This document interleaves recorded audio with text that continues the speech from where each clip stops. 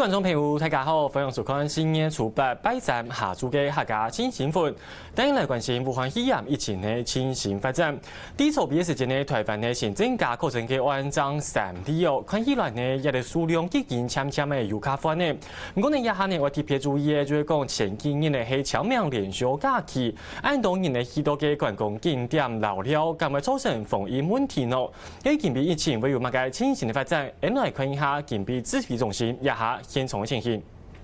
记者女士先生，大家好，大家午安。那我们今天要宣布，就是说，新增的3例的病例，那2例是境外移入，那1例是本土。那本土的个案为30多岁的女性，那我们标是按379，那没有出国史，那近期了它是2月多的时候有那平时活动地以朱家及周边的地区为主，个案于4月4日出现发烧、流鼻水症状就医，由医院采检通报，确诊那初步掌握接触史共21人那另外2例新增的境外移入的个案，分别为20多岁的女性按377及60多岁的女性按378。其中按377在西班牙就学，3月22日入境后进行居家检疫，3月23日出现喉咙及腹泻、喉咙干痛及腹泻的症状，那自行服药。4月4日，地方政府追踪个案健康状况时，个案表示有持续流鼻涕及鼻塞的情况，轻微的腹泻、背痛，所以卫生单位就安排就医采检。那按378，2月16日至3月29日前往印尼探视，那返国后居家检疫，于4月1日出现咳嗽的症状，那4月4日身体不适就医，经诊断有呼吸困难、发烧、全身倦怠无力及肺炎等情形，那收治住院。那5日医院采检通报，那确诊。那今天只有3个案例那当然我们也感谢就地方的一些卫生单位，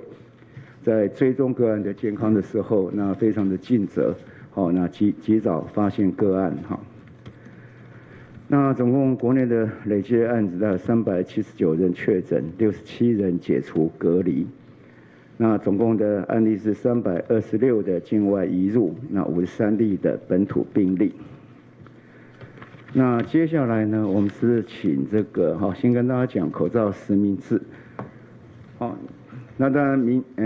明天是上一次我们4月1号、4月3号，预购的人从明天起这2个礼拜可以去买到超商去买口罩。那今天就从明天从今天4月8号到4月10号可以预购4月16日到4月29日的口罩。然后接下来在预购的这个时间，在第2波这样的预购第3波了这样第4波的预购，除了超商之外，那新增全联及美联社可以取货，那可以取货地点有增加那请大家多多的利用。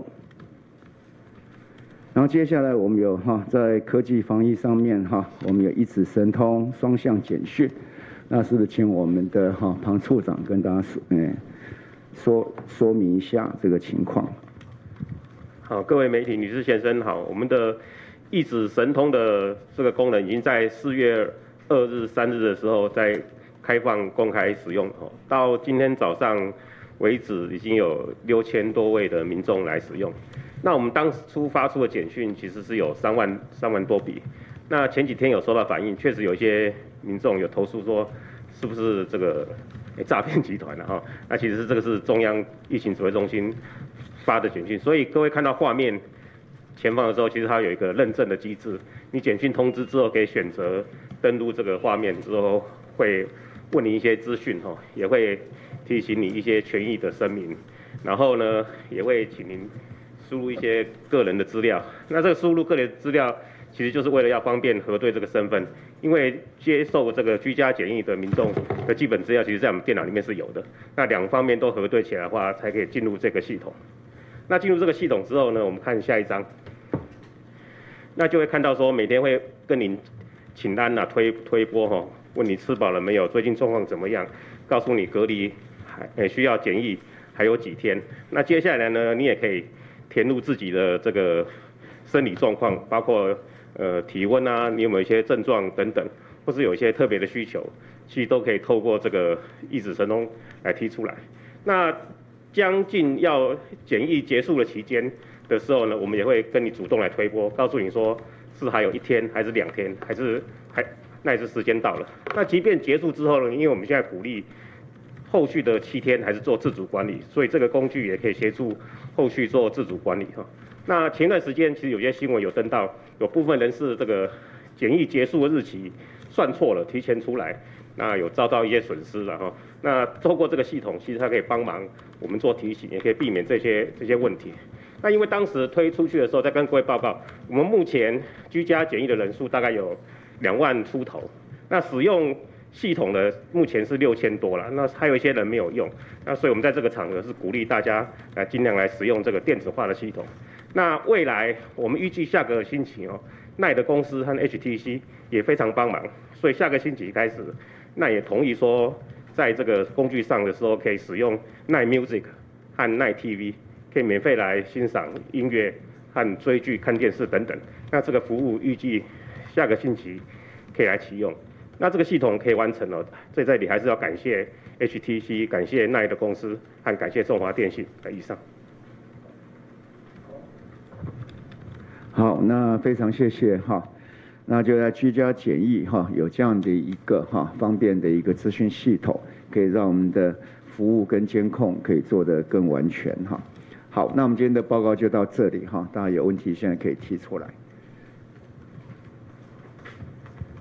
不好意思，工商时报，我想请问一下，今天交通部上午的时候有说，昨天晚上跟指挥官开会，要定出观光风景区公共场域与旅宿业高住宿率人流出入管制参考。然后，因为交通部那边是说，他们风景区的门票会就是开放一半来卖。那指挥官可以说明一下，近期跟内政部营建署、农委会经济部他们讨论他们所辖的管制点标准大概是哪些？适用时间点是连续假日还是只有周末？那这个什么时候会公布这管制标准？谢谢。我们有开过相关的会议，我们是请副指挥官跟大家报告。好，谢谢大家哈。因为我们昨天有跟经济部、交通部，还有这个内政部一起来开会哈。那经济部的部分涵盖有夜市、市场、商圈、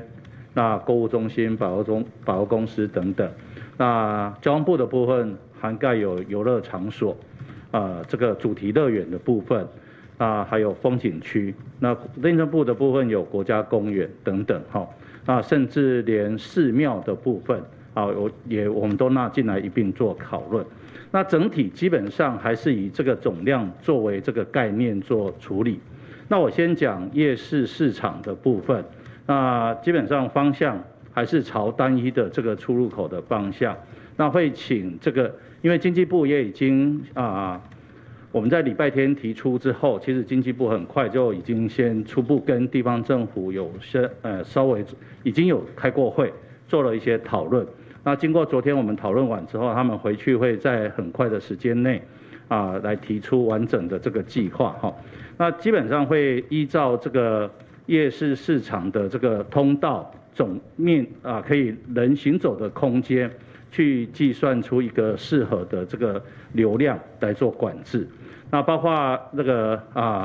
餐饮的部分，在夜市的餐饮需要去做隔板的，或是座位数要减少，也都会一并在这里面一并会去做处理哈。那包括商圈跟这个百货公司、购物中心一样，是在这样的一个概念下来做处理。那百货公司跟购物中心主要还是在这个美食街的部分去做座位数的减少哈。这是就这个经济部所辖的部分。那第二个是大家风景区、游乐场所、主题乐园跟国家公园的部分。那基本上因为每一个国家公园也好，或是风景区，它的面积、规模、大小都不尽相同，但是处理的方式还是以这个它周边的停车场来做它控管流量的部分来做处理。那因为每一个风景区跟这个国家公园，我刚刚讲哈，那个基本的条件不尽相同，但是原则上大概都是以50%或60%这样的一个控管流量的部分来做处理。所以当它达到停车场已经达到这个安全的，他们会以这个整个总体停车场的50%作为这个人流流量的一个安全基值，然后安全值呢在已经达到50%了，也就是25% 的时候，他们会陆续去提出警讯，那包括在道路的系统提供这个用路人知道说，你要前往的地点，其实这个量已经快接近这个超过标准，那已经会提出这个相关的这个提醒，你是不是要改到其他的地方去？用这样的方式，那以停车场作为这个控管流量的一个方法，那也会考虑到周遭道路的系统，还是邻近的这个风景区，还有哪些地方作为引导导引到其他的地方去这是这个一并来说明。那饭店的部分，因为现在饭店都采取这个像入住的早餐都是改用套餐的方式的啦所以这个大家不要担心在用餐时间拥挤的部分。那这个交通部观光局会去辅导还没有这个用套餐的方式，他们会往这个方向去做处理。那甚至连寺庙的部分几个比较多这个信仰中心的部分，那也是一个观光的景点那我们会辅导，有请地方政府来辅导这些寺庙团体，就这个参拜的路线做这个单一方向的路线来进行，这样子就会避免到人流的交错。那也一样，请提醒他们在这个参拜厅的这个拜堂的部分呢作为适度的人流的这个管控大概是我们往这些方向来做处理。那昨天讨论完之后，因为大家觉得还有一些细节需要再补强所以大概在这2天大家会再去分别做努力。那2天之后我们会再召集一次会议把这个指引把它定出来。好，来。长官好，东森新闻想请教一题，是中国那边有研究说，现在武汉肺炎的病毒可能会伤害到心脏，那其中他们的个案里面有一些死亡率还反而比较高，想问国内目前有这样的研究吗？那第二个想请教，在桃园那边说有一个居家检疫的男子，他是独居，那他说他因为独居没有人可以帮他送东西，所以他是叫了外送，可是警卫是不让外送员进到社区，那警卫也不愿意帮忙把餐点拿进去，所以他是自己走到社区的门口，但他没有跨出门口，可是管委会就报警了，那他就可能会被开罚。想要请教，因为桃园那边的警方说离开房门就罚，那桃园的卫生单位是讲说门牌以内的话是不罚，想问有没有一个比较明确的规定？如果说是以老公寓来讲的话，可能门牌是统一在1楼，那它上下楼的话，跟社区这种进出有没有什么样特别的规范？谢谢。心脏这部分的话，我们到目前是没有听到，但是国外的确是期刊有这部分的报告啦。好，那我想可能我们这部分国内的病例还会再努力来收集，我们国内是不是有类似的一个情形？好，那至于桃园这案件我们跟桃园来做一点讨论第二个就是我们那时候每一个地方政府应该都有设立我们的关怀服务中心。那有遇到这样的困难可以打这个关怀服务中心的电话寻求帮忙。第二个就是说，其实这个要送到上面去只要大家不要近距离的接触，那是没有问题的所以在这案子还有一些我认为是有一些争议的地方，我们要做讨论要不然如果大家连一点帮忙都没有做在安全的距离有隔开，适当的防护都可以。那如果自己不行的话，那也应该要寻求关怀服务中心的协助要不然我们在里面以后是要被我们居家检疫所以这个情形我觉得社会的关怀是需要的了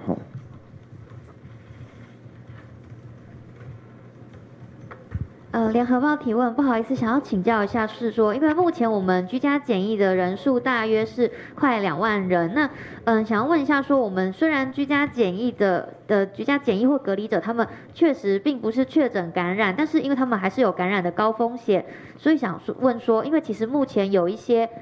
急诊或者是外科的医生在反映说，确实近日是有发生说，当这群人他们发生了需要紧急急救的一个状况的时候，比如说像是心肌梗塞需要做心导管，或者是脑中风需要做取栓术这些救命措施的时候，其实有一些医师是不敢开刀，或是说不知道开刀完之后要如何处理，所以想问一下说，指挥中心这边是否可以制定一些对于这些居家检疫或隔离的患者，当他们需要去做紧急手术处理以及后续的住院，去订定一些明确的规则，让各个医院都有迹可循，以免就是错失了这些患者他们可能宝贵的这种急救的时机。谢谢。基本上它是可能的确诊者我们这种高度传染风险的基本上在手术在上面专业里面都有各类的规范，大家可以做依循。我想这是一个专业的行为到这里，那当然对于感控怎么样来做，那本来就有一些相关的规范就可以来做了。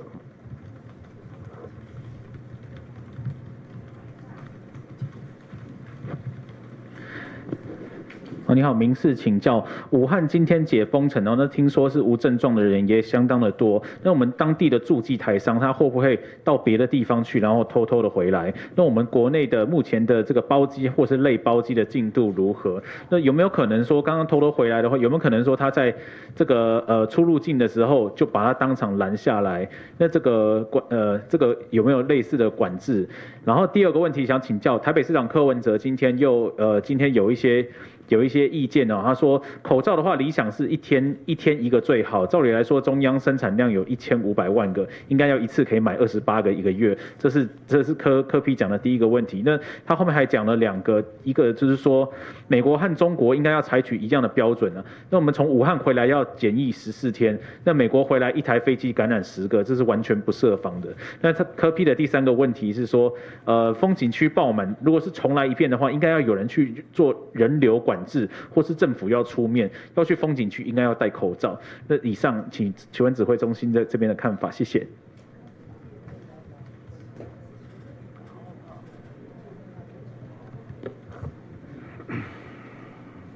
第一个是问题是吧？只记得后面3个问题。在武汉的这样的一个问题，在有驻记的情况下，那事实上现在仍然是管制的，所以这会有登机管制的问题。那至于在武汉是要类包机或是包机，或者类包机或者是包机这样的一个情况，那事实上我们需要再稍微观察一下，因为从下面看到的一些讯息里面，它也进行小区管制，那还有这个橙色、红色或是绿色的健康码。换句话说，在这里面的一个解封，确实的里面的情况是怎么样，我们也需要观察。但另外一方面，包机或类包机，那也需要协商然后第二个就讲说，其实我今天早上看到台北市政府也开始在开记者会那我觉得很好，可以多跟市民沟通，让市民更能够了解相关的一些需要配合的事项。那口罩是这样子了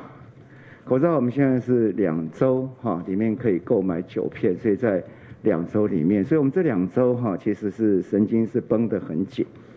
所以这2周的我们的配发量大概是成人是2.66亿片6600应该是6700万片，儿童我们准备4131万片，那这配发量当然远比总人口还要更多了，换句话说，每一个人都去买都会够了。那第二个，我们把这量再往下说，我们来看看，就是说，如果我们一次要来卖1个月的量，换句话说，我们现在大概配发的口罩到药局的好了我们总共一天是配520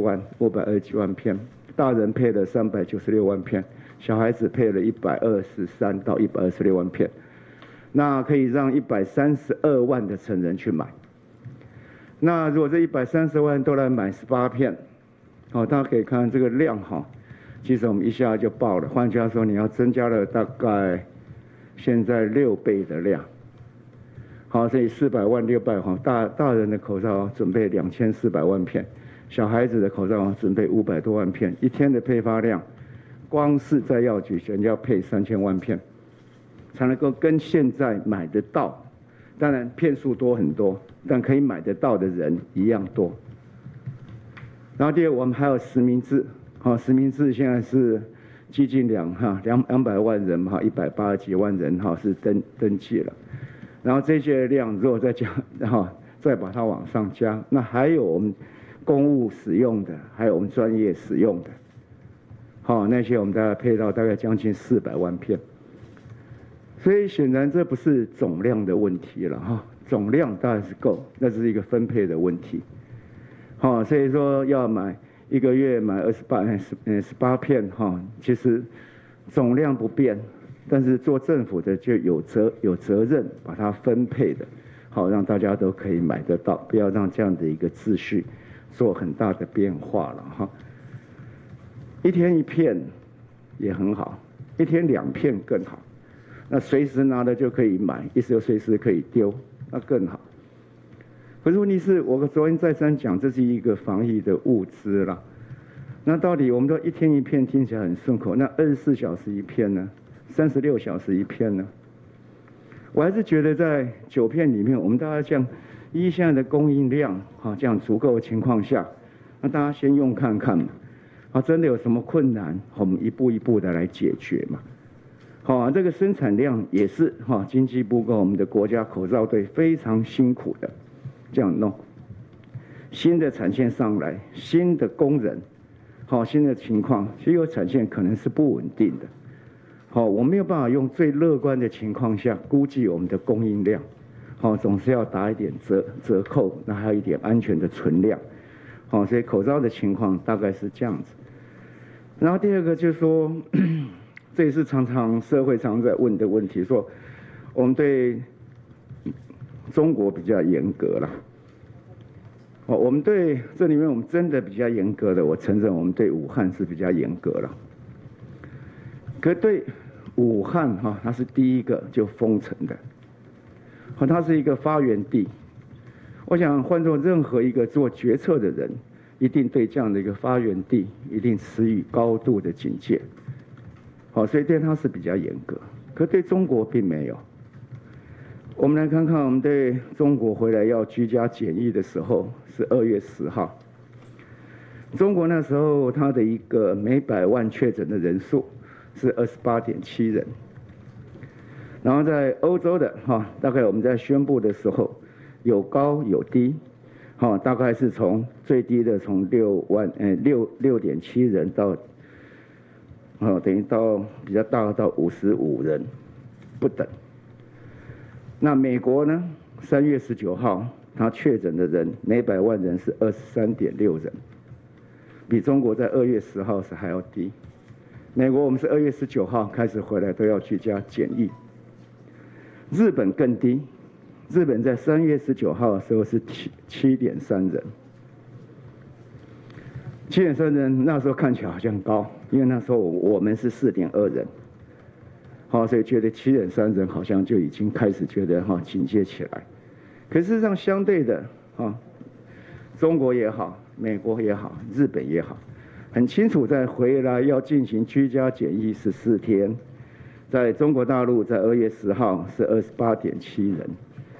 美国在3月19号是23.6人，日本是7.3人，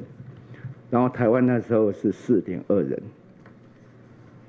那如果我们再来看看，就是说心理的因素好了。台湾在2月10号，在中国那时候28.7人每100万人口的时候，台湾那时候是0.76人。所以大家看看这种为什么会展现措施？你差距很大，差距越大，当然你就会觉得很紧张嘛。但事实上撇开心理的因素，用纯的数目字来看，我们对中国并没有比较严厉了。我们对武汉是比较严厉，对中国并没有。好，这一点我必须要再澄清的。当然，每一个时序的不同，都会根据它的一个社区爆发的情况、爆发的速度跟可能，专家加以研判，那予以相关的一些限制的措施。好，但是直接用那时候时序跟现在时序这样来比，好，我认为是要稍微科学一点啦。好，那真正的数目是这样的一个情况哈，所以并没有刻意要对哪个地方。我常常讲过说，病毒是没有国界的，病毒也不分你什么人呐。所以我们对抗病毒的时候是看病毒的影响有多大，然后进而会反扑到台湾的力量有多大，那进而做各种专业的决定。那再回来说，在武汉，我们确实是严厉了一点，啊，可是我们再回来看看当初我们第一班的武汉的包机的时候，我们并没有要求，就是说他要检查阴性或什么的，我们那时候只要求说不要有发烧，好，因为那个时候把发烧当作一个重要的指标。好，那是第二班、第三班啊，第二班之后。他们内部因为要因应，他们要复工，所以有相关的一些检测或是健康证明，但那并不是我们要求他一定要这样做。那对于其他地区回来的一样，我们也都是机场检疫。那差别是什么？差别是从武汉回来的时候，我们在第一关的时候我们全检，好，那其他的我们是在机场就有症状的检。然后我们那时候就是说回家是居家检疫，中国其他地区回来的也都是居家检疫，完全都一样，只有武汉特别的包机我们就全采，然后要出关的时候我们再采，然后进来的这一班机我们就原来全采，观察14天我们解封，大概是这样的情况。那第一班机为什么会是双采？现在大家可能都忘了那时候大家对武汉的一个紧张，那时候大家是非常紧张。那紧张的情况就相对这些回来的人，其实那时候每天都担心住在什么地方，我们也不敢说，要解封我们也不敢说，也不敢让大家去照他的相。那为什么？因为那时候大家对他们充满了疑虑嘛。那我们也担心他复归社会里面会有困难，会受到他的一个同侪朋友的一个排挤，那造成社会的对立。所以我们一再的一采、二采，为的是要跟社会证明，就是说他们是安全的。那经过我们的国家的标准的检测，进而他们是安全的。所以他们回到社会里面，回他本来熟悉的社会里面，比较不会受排挤。好，所以这个东西很多的渊源情况下，那到底双检其中检疫是比较不好，那还是现在这样的待遇比较不好？那是根据那时候在实施在状况上的需要做的各种的决定，并没有说要刻意对谁好或对谁不好。好，那以上就你刚才的问的问题，还应该没有吧？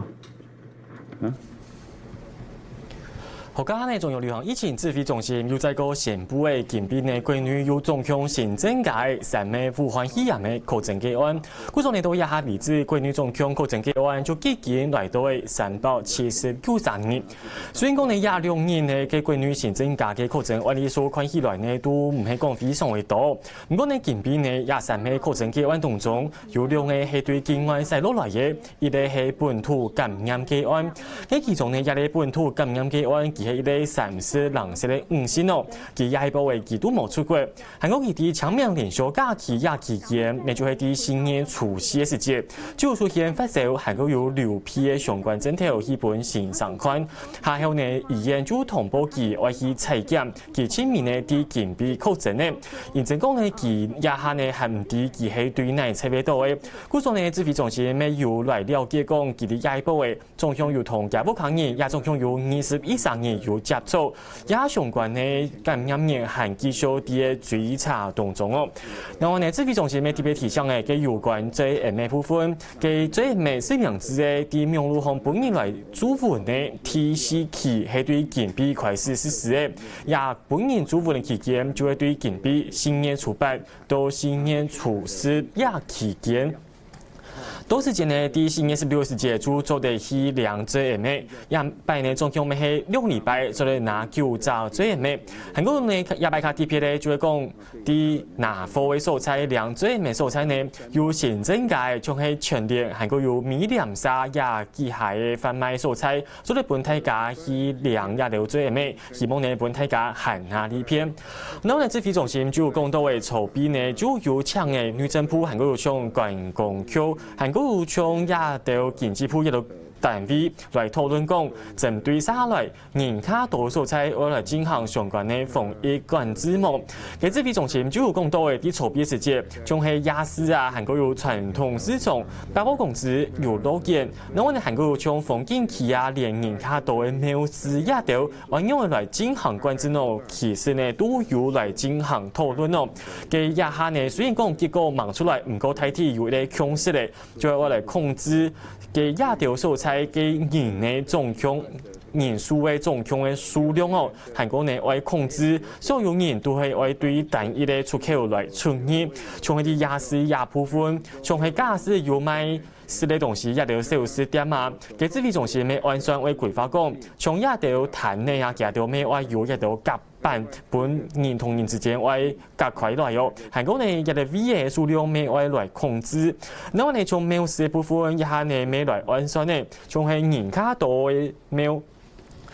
安排呢都係來控制嘅所有人數嘅總量呢，都係來進行控制。韓國呢出口咪係希望呢廟房呢，我來規劃係單一出口，也係針對下來人卡多素材呢，會來進行管制嘅部分。然後呢，近比係新嘅初8，咪就係中國武漢地區解封嘅頭一日，就媒體問到嘅下來呢，嘅一條台上嘅有辦法起手主機，佢一條有辦法自家轉到台灣網，嘅指揮官陳時中佢就講到嘅，到夜下呢嘅台灣政府希望至少武漢地區民眾嘅主機，佢說夜條還係冇辦法直接對中國武漢轉到台灣來嘅，還係愛用綠包機，還個用包機嘅方式，真冇辦法轉到台灣來。唔過呢一部分還會繼續同中國大陸機片來進行溝通，還會這個來觀察咯。認證中國武漢地區雖然講有解封嘅，唔過到夜下呢機片呢政府呢還係有實施。從係社區嘅管制也條很忙身係完全嘅解禁，故中呢下來內容時就會起手主機咯，還會再個來觀察。嘅指揮官陳時中佢就有大拍講嘅，其實呢，台灣嘅防疫措施係針對武漢地區係有較嚴格嘅，認真嘅武漢地區就係全世界武漢肺炎前線逼出來素材哦。唔過呢嘅台灣呢嘅針對其他地區，還有其他國家都係共用嘅，都係公平嘅，無對任何素材較唔好情形咯。佢主要講到嘅，其實仲係對國外轉來民眾都共用呢，都係為自家隔離、自家檢疫14日。前從一部分呢，就係講希望呢為確保家條呢喺空間呢係冇問題嘅。假使呢200一度民眾對國外轉來民眾，還有無論係對中國轉來民眾，假使為重新入到沙飛時節嘅大家呢，就唔會去見前期去排斥家條，安尼呢係保護家條，咪係保護所有台灣人嘅空間。呢一種呢就係人家拜同大家整理嘅非業重點，下來繼續來看記者會現場情形。要醫療上有它的一定的困難，也怕有所不準確，好，所以我們就用一些相關的協詢跟資訊系統，希望能夠把資料收得更完全一點。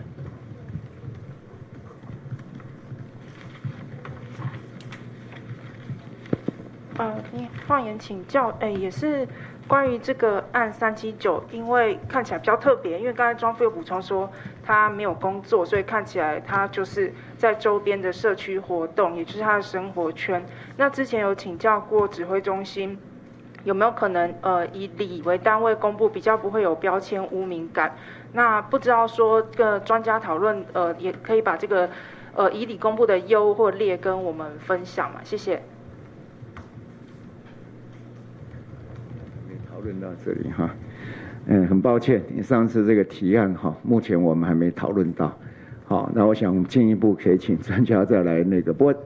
因为长久以来我们一直都是以区为单位，好，所以需要做这样改变。我想专家可能需要更多的理由才能够说服了哈。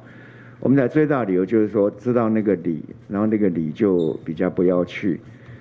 最多是这样子嘛。住在那个那住在那个怎么办？住在那里的要跟他是哪一条街，这样就很困难了。那住他的街的怎么办？那就要跟他讲说是哪一家，然后这条街知道就跟那个里的人讲，那这个里的人讲就跟那个区讲，那大家都知道这个人在哪里。对，会有这样的因素了哈。我就这样，你往前弄，当然好像是这些人提高警觉，可这些人就会跟周边人在讲，他就往外拓，然后个人的隐私就暴露出来了。所以这真的是很难说，但是我们是应该是希望说，这一家他被居家检疫、居家隔离或确诊，好，那就把相关的这些规范做得很踏实，好，那李干事、李领长跟我们相关的警政单位，好，能够做很好的监控，那大家就不用去担这个心。好，我一直在强调，就是说为什么我们也花了很多的精神，希望把这个关怀、中心各方面这样能够把它做好，不要把它标签化。这是一个双向的，我们很强的管制，但是我们也需要他主动的配合，要不然人在这么多的时候，如果大家不愿意主动的配合，其实那个漏网的情况会更厉害。那很多国家我们看到，昨天我也讲，很多国家用很强制的方法在做，可是在这样子的情况下，像昨天我也看一个节目了哈。这类是安尼了哈，然后这类就是开始做这种隔离的时候，就是劝导；第二就是法律；第三个就是丧失一点人权，然后再过来就丧失一点人性。很多国家看待管制几乎已经是没有人性了，可台湾呢，我们现在是走在劝导跟法律之间。那我希望能够继续维持这样子。因为我们靠的是高水准的国民跟大家的配合。你好，新新闻周刊提问。我想问一下，就是说，目前我们的筛测量里面有多少是清明假期之后出现症状？它占的比例大概多少？然后，因为6号跟7号的这个筛测量都比以前倍增嘛，所以我想说，是不是有发生就是有拉长筛测时间的情况？那请教指挥官，就是说，因为目前已经扩大到4类人，就是扩大采检嘛。那鉴于就是说已经有一些无症状的这个案例，然后特别是您刚刚有提到说要避免这个民众可能解隔离之后被排挤的状况，所以说如果说居家检疫的民众他担心自己是无症状感染者，他要求说是不是可以在解隔离之前要来采检的话，那这样是否可行？谢谢。对你刚才讲，我们现在就是希望就是说，解隔离之后，大概2关嘛，一直在讲，就是说解隔离之前，大概前1天，我们再透过刚才这样的一个资讯的系统，那把相关的这些要填的所谓的一些症状，让他填。那填了之后，我们的关怀中心或是我们的卫生单位会去就检视这些相关的报告，那然后就把需要采检的就把他请回来。那至于就是说他自己觉得很不放心，然后那总是有一些不放心的理由嘛，那就好像我还记得上一次有一个案子，就是到乡下回去住，那住个别的一栋，然后一直在检视都没有什么问题，那后来解隔离了，解检疫了，然后他爸爸就觉得不放心，说需要他能够再待久一点才回去。所以他爸爸就跟卫生局联系，那希望能够做进一步的采检，然后卫生局也跟他去询问，那大概觉得好像有一些怪怪的，经过专业的判断，所以就采了，那个也就变成阳性，所以看那个管道是有的，那现在我们现在把那个采检的条件又放得更宽，所以就更多人会进来到这样的体系里面，那采检数变大。并不代表说整个里面感染的情况是有这样的一个相关的症状变多，因为我们的症状的的适应症哈，就是那样的一个症状的条件也变多了。好，以前我还记得是发烧且呼吸道的症状，然后到发烧或呼吸道症状，然后现在是腹泻也好，那有嗅味觉的异常也都纳到我们的一个采检的条件，好，那都会这样做。好，所以未来大概会持续这样做。那另外，大家一直关心的我们这个华航的这班机里面，那我们会对全部的人再采过一次。那采过一次，最主要是要看看，就是说最后在解隔离前，到底是14天的这样的观察期是不是绝对有效？那这个事情我们已经前面上次也报告过，对于我们停课那个学童这边，我们也是解隔离前都全部都做过一次，那也没有发现。那武汉的几次的包机，我们解隔离前我们也都做过，那也都没有。那这次我们再来做这个336人的事，再做看看。好，就是要确保，就是说，那最后我们定的这个14天的线跟症状的排除，是不是产生它真正的效果？指挥官好，那个台视新闻提问，想问一下说，就是那个刚刚那个飞机那件事情啊，就是有乘客说他自己是在被居家隔离的状态，但是呢，却有卫生局的人员就是要求说他要自行下楼去签署这个居家隔离单之类的文件。那想问一下说，要求这个就是在居家隔离的人要求他下楼签署文件，这样的动作是可以的吗？然后另外也是想问一下说，因为这个教育部有通令，就是说要调查这个师生他们是不是有去一些连假有没有出游这样子，那之后这样是不是也是会注记到健保卡上？那之后国人是不是也都会比较，就是说如果我去国内旅游的话，我是也要注记吗？然后还有刚刚就是有提到说，就是这个就副指挥官有提到说，就是一些相关的措施跟指引嘛。那想问一下说，这个游乐场所他们的这规定也是以停车场的那个来做标准嘛？然后另外饭店的部分，他们住房率到达什么样的程度的时候，是不是也会有一些的标准？这样，谢谢。您第一个问题是什么？我有点忘了。下楼签。这个其实刚刚那个跟桃园那个是一样的一个问题啦哈。那我们这边当然也会再去跟这个卫生局再做一个了解。那所以理应上应该是说到我们的卫生局的人员应该是到他的家门口这边来做一个签收。那这个我们会再了解，谢谢。第二个在注记，我们现在是这样，就我们希望我们要求学校去把这个旅游史登录下来，好，那当然做我们整个疫情监控之用，好，那如果在监控里面我们发觉就是说有这样子一个陡升的一个情况，那我们就会把它注记到健保里面，但目前我们还不注记到健保里面，好，但是作为我们疫情的监测，因为大家都很关心这样的一个群聚是不是产生相关的一些变化？那我们需要有一个目标群，我们才能够监测到这疫情的变化。但目前疫情没有大的变化情况下，我们是不会把它注记到健保里面来。那刚刚那个游乐场、主题乐园这些都是用停车场去做这个流量的管制啊哈。那饭店的部分，目前初步虽然还没有。昨天的讨论里面是饭店暂不去对它的订房做管制，但是呢，有请交通部在这个年假的7天前，陆续来提供相关订房的资讯，让我们来了解在年假的期间大概预期会到风景区的人数会有多少，那也可以事先做一些相关的因应措施。我们是不是最后3位好吗？好，因为时间也差不多了哈。您好 ，TVBS 提问，想请教之前有案例就是在居家检疫的时候开 party， 然后那个时候部长就是有说重话啦，就是讲说未来会严拟开罚。那想问说，目前我们的这个部分有没有罚则出来了？那如果民众有发现有邻居是有居家检疫开趴的情况的话，可以检举吗？然后这第二个问题是，清明连假的时候有11个景点发出那个简讯通知嘛？那交通部是说他们没有跟交通部会诊，是指挥中心这边自行掌握的地点，但是交通部的那个主管观光业务他们没有先会商，指挥中心这边也要回应吗？谢谢。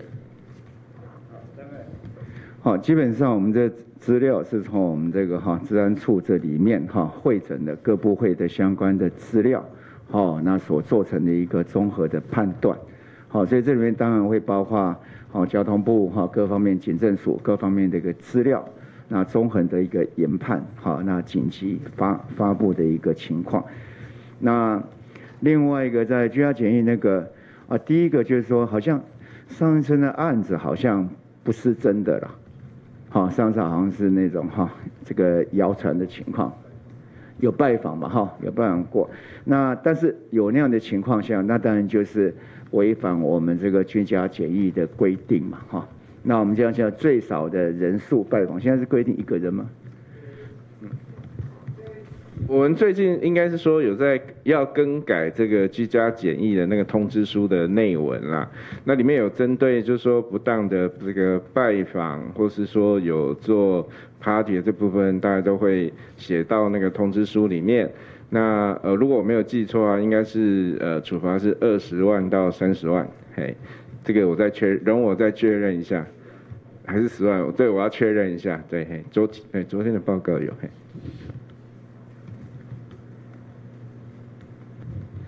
中天新闻，不好意思，想请教一下，之前有通令说医师开转诊单的时候要当场拨打这个就医民众的联络电话来确保正确性，想请教之前是不是有发生什么类似的案例嘛？然后另外也想请教，现在1922的电话是不是有被打爆的状况？然后现在筛检量现在如何？有没有最新的数字？有关刚刚讲的是这个采检啦，就是昨天我们新闻稿大概里面有提到说，如果说我们现在就是在开采检转诊单的采检单的时候，那会要求是填这个民众的电话，那目的大概有几个，一个就是说，如果说未来要联络他采检，那可以打这个电话比较容易啊。另外如果说未来要做这个检验结果可以用发简讯的方式，那这都是可以做，可以主要是便民的一个因素那另外192昨天进线是13230通，那进线相关的那个问题并不多。那4月8号今天呢，到2点为止，一共是5918通，所以还好。部长 ET Today 询问，想请教第一个问题是，大陆的教育部在官网上面发布呼吁台湾立即改变针对陆生的不合理限制，然后想请问部长目前对于陆生入境台湾的看法。第二个问题是，再过几天4月15号就是大学个人申请第2阶段正式开始，那如果是人在大陆的考生，指挥中心怎么评估他们是不是可以回台湾？谢谢。当然，在受教权的部分，我们尽量予以保全了哈。不过，在这里面还是以防疫作为优先的考虑了哈。那当然能够有任何的变通的方式，那合于这样的一个考试的公平性，那我相信教育部都会做出一些妥善的规划。长官好，八大电视提问，想请教说，就是今天国务院科技部都有发表这个快筛试剂的进度，那这个筛检时间都缩短，那未来有这个普筛的可能性吗？谢谢。对，我想现在也非常的高兴哈，随着这样的一个时间，那很多一些科技的进展，好，那快筛是这里面可能是进展最快的，好，我们乐见这样的一些成果。但相关的成果出来，我们要看它的专一性跟灵敏度，整体的情况，那才决定说它适用的范围跟使用的一个有效性。那我们也会就每一个厂商所提出来的，这样的一个结果，然后进一步的做这样的研判。我日报提问，因为刚刚部长有讲到说，目前来说的话，除非疫情到达陡升的情况，才会在健保卡里面注记，就是说特定景点的旅游史。但是教育部好像在4月6号的时候有发公文，然后收集一些学生的那个旅游的足迹，然后还有身份证字号，目的是要做一些旅游轨迹的一个勾稽。那这个部分的话，因为他已经在做了，那是不是和指挥中心现在的讲法有点不太一样？没有啊，就是我们就是要现在我们就请教育部把相关的资料收过来，好，那我们才可以核对他们相关就诊的情况。好，那是不是跟这个我们这样的一个，就是新冠肺炎、武汉肺炎的症状是不是有相关联性？好，那如果从这资料里面看到就是说有浮动的情况，那我们就会去注记；那没有，我们就不会做这个动作。好，好，再一个好了哈，2个吗？好，最后2个哈。不好意思，客家电视提问，就是现在目前国内使用奎宁的治疗新冠肺炎的患者的疗效和症状如何？那是不是说只要是轻症的患者比较适合使用奎宁？但是那目前国外有学者就质疑说奎宁的功效是因人而异，那指挥中心这边怎么看？谢谢。当然，国外也做了很多的相关的一些研究了哈。那我们的本土的研究哈也在开启中。好，那这相关的这些研究哈，当然国外的资料很值得我们参考，那本土的研究那也是非常的重要。那个研究有的成果，我们会跟大家来做报告。部长好，请周官提问2个问题，一个是有关于那个口罩部分，刚刚部长有提到说总量不变，但是分配的问题。那根据其实卫福部有一些公开的资料库，蛮多一些可能是偏乡或者是一些卫生所等等的，他们每天留下来的剩下没有被买完的口罩数量都是4、5千以上。那之前其实有一直提到说一些热点或者是做分配去做滚动式的调整，请问这个部分有在做整理吗？有没有在把它的口罩的那个数量依照可能需求高的热点跟其实会剩下比较多的做一些调整？第二点是因为这2天其实昨天就有提到说筛检当天的筛检量，每日筛检采检量其实变多，请问这会影响到接下来就是说如果采检量逐渐每天的量变大的时候，它等待时间变长，会影响到我们疫调或者是做匡列的状况吗？谢谢。当然，我们各种这样的一个检验的平台哈，我们检验那个时间是不会变的了哈，上机跟基本上的一些准备，好，主要就是那个流程里面哈，怕这流程如果量很多的时候，好，那需要很适当的一个分配。好，那这个平台我们现在用资讯哈来解决这样一个分配，让它有效率，让它行政的时间能够减到最低。那当然量多很多的时候，那当然这时间当然是会拖一点，不过我们尽量来解决这样的问题。好，然后第二个就是说口罩嘛，那口罩，现在偏乡剩下的口罩越来越少。好，现在这个礼拜来大概。可能大家觉得那时候境外的案例多，所以使用掉也比较多。不过现在到现在，还是成人口罩，根据我们现在分配，大概卖掉90%。好，那热点那时候那个药师公会 FDA 他们调查那时候一开始要配合70几家，那现在有意愿配合是1700多家。那不过这个我们现在还不敢启动，这个还不敢启动，因为还有相关的一些费用。结算等等的一些问题在，那但是呢，我们现在会先做一件事情，就好像是每一个礼拜1，我们会结算到前一天，如果还剩下到一半的时候，等于是这样子嘛，好，我们4、5、6日到一半，如果还剩下6000片，那我们就先这个礼拜就先停发，好，到礼拜4我们也是一样，回到现在好，就是反正多的我们就会停发，但是呢，我们现在是把全部的。那种所谓的一个配送量，先把它完全都送足，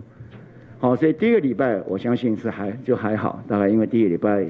因为大家一开始可以拿到9片，然后我想购买意愿相对高，所以排队也会比较多，好，不过我劝大家是第2个礼拜去排，第2个礼拜会很轻松，好，那相对第2个礼拜就可能就会，它贩卖是讲它会这样子，然后第2个礼拜往下降，那这上面多出来那一块就是我们存下来的量。那存下量就会往下个礼拜再放再买，然后这样的一个制度里面，我们可以大概2个礼拜以内，我们大概可以很清楚的知道就是说需求的人那个人数我们可以来就很清楚的算。那人数如果不是爆量的时候，那我们就会考虑另外就是片数，你知道我意思我们先满足人。让越多的人能够买得到，先把这件事情先好能够解决啊。第二礼拜如果大家都缓一缓，第二去买，那可能排队就会比较少。好啊，然后第三个，我们的那个是实名制的2.0，好，其实会越来越方便，有很多的措施都在想可以来续购，可以怎么样？那希望这个把人的完全都满足了之后不要说有的人有，有的人没有，好，有人想要买买不到，好，我们不要有这个问题，我们先把这个问题要买的人都买得到。然后要买的人都买得到以后，再回来考虑，就是说，那要买的人他是不是那个片数，是不是觉得他够用？好，所以我们在思考整个的在做这个大概在做是用这样的一个顺序再来做。不过我还是要强调，就一定要准确使用了好，那我们今天的记者会就到这里那谢谢。